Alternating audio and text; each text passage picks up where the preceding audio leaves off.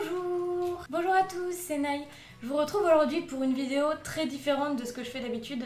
En fait, j'ai jamais vraiment fait ce genre de vidéo, mais j'ai pas mal de choses à vous partager, notamment des petits life hacks, si on peut appeler ça comme ça. Et puis pour ceux qui me connaissent, vous savez que j'ai pas envie de me mettre dans une case sur YouTube.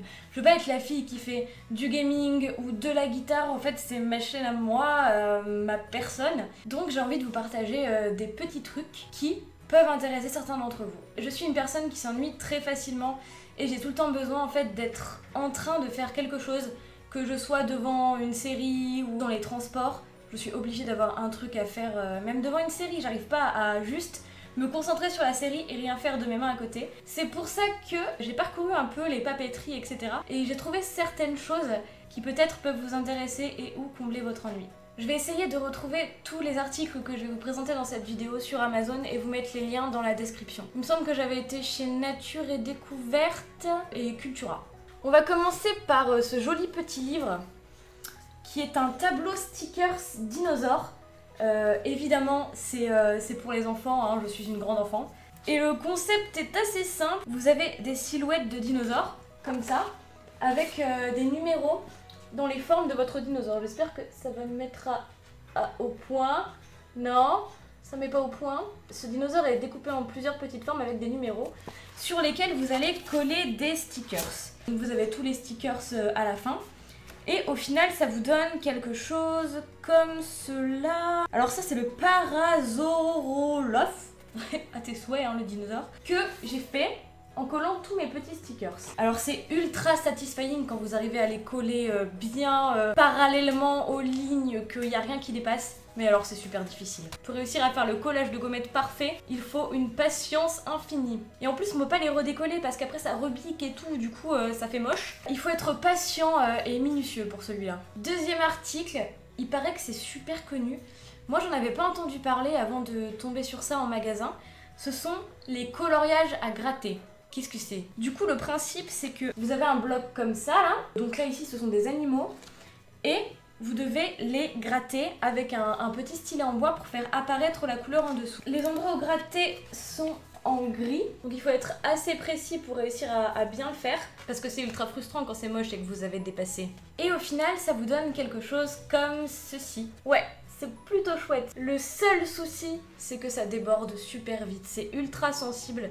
Si vous laissez votre chat passer dessus, votre dessin est complètement ruiné. Le problème, c'est que ça ne s'enlève pas que sur les endroits où c'est gris. Ça s'enlève partout, ce qui fait que vous pouvez aisément vous planter, tout simplement. Mais à côté de ça, je trouve que le résultat est super joli. Et après, vous pouvez les accrocher partout, les dédicacer à vos amis, vous faire plaisir. C'est vraiment sympa et ça détend pas mal. A savoir qu'il y a plusieurs éditions, moi j'ai les animaux. Donc évidemment, vous avez une majorité de chats, un toucan, un autre chat, une vache et un autre chat. J'ai également un bloc avec des cœurs comme celui que je viens de vous montrer et un bloc avec des licornes. Bah oui. Dans le même genre, on a les tableaux à gratter. C'est la même chose que ce que je vous ai montré avant. Sauf que moi je trouve les dessins beaucoup plus beaux et beaucoup plus détaillés. Là sur celui-là c'est un cerf, vous avez la liste des dessins là-dessus. Mais le problème avec cette chose, c'est qu'il faut être encore plus minutieux que dans celui que je vous ai montré avant. Celui que je vous ai montré avant, il y avait un stylet normal et tout, ça suffit. Là, il y a le même stylet normal, sauf que si vous utilisez le stylet normal, et bah vous foirez votre dessin. Vous ruinez tout, ce sera moche. Complètement moche, ultra laid. C'est pour ça que moi du coup j'utilise un cure-dent sur cela. Et encore, limite c'est trop gros et il faut être super précis. En plus ça s'enlève pas forcément quand vous grattez. Je trouve que la qualité de celui-là est pas top, mais ça peut occuper quand même quoi. Et si on arrive à bien le faire, le résultat est vraiment magnifique. On passe au coloriage. Moi j'ai pas fait de coloriage depuis la terminale. Mais en terminale c'est comme si j'en avais pas fait depuis la maternelle, donc vous imaginez mon niveau. Et pourtant j'ai été tentée par du coloriage, qui est un coloriage steampunk. Pour ceux qui me connaissent, vous savez que j'aime beaucoup le steampunk, que j'adore cet univers. Et j'ai craqué sur celui-là parce qu'en fait les dessins sont super bien faits. Par exemple, cette chaussure, hein, qu'on rêve toutes d'avoir dans la vraie vie. Ou pas, hein. Ou encore ces éplins. En vrai c'est super difficile de vous montrer tout, mais je vous jure que ce livre vaut le coup.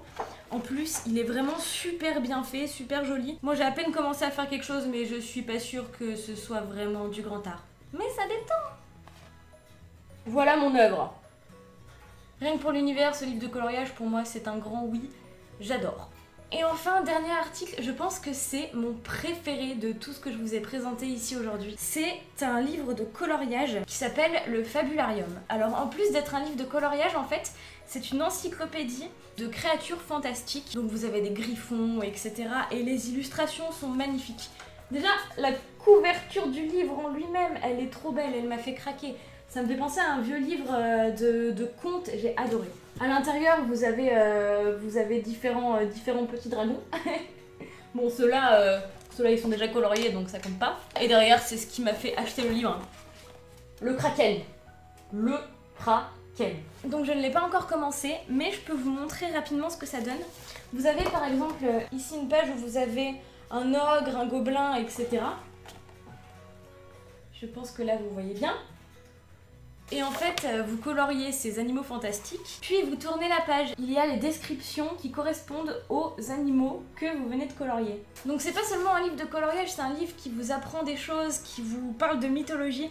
Et c'est ça que j'ai trouvé vraiment cool. Parce qu'en fait, une fois que vous l'avez fini, eh ben, vous pouvez le garder, vous n'avez pas à le jeter. C'est ça qui est un peu triste avec les livres de coloriage, c'est qu'une fois que vous les avez finis, bon bah... ça sert plus à rien. Mais là, c'est une vraie petite encyclopédie et c'est vraiment sympa comme format.